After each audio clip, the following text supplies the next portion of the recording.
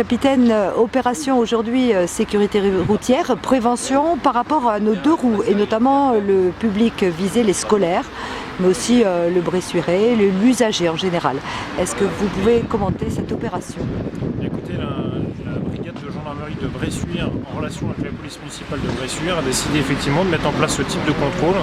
C'est un contrôle qui se passe en deux temps. Dans un premier temps, une phase préventive qu'on a médiatisée. On a averti la population qu'aujourd'hui, on se mettait à leur disposition pour contrôler l'ensemble des cyclos. On contrôle tous les équipements de sécurité qui sont obligatoires. On contrôle également les émissions de bruit qui sont réglementées.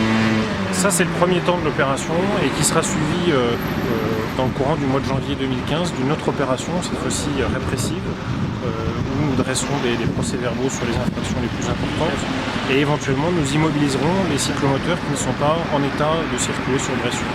Quelle constatation vous pouvez faire d'ores et déjà par rapport à la réglementation et notamment la mise en conformité des véhicules qui viennent d'être contrôlés? Certains ont parlé de signal d'avertisseurs sonores un peu défectueux.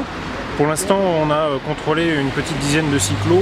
La plupart présentent des équipements réglementaires en nombre suffisant et en état à peu près correct. On a effectivement constaté quelques défauts de klaxon, d'équipements sonores.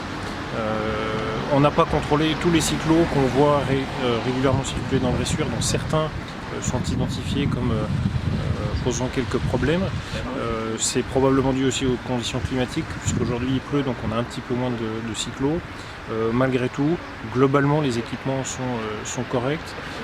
C'est aussi l'occasion de sensibiliser les gens sur des choses dont ils ne sont pas au courant, bien qu'ils détiennent pour la plupart le brevet de sécurité routière, bien que parfois on contrôle des personnes adultes.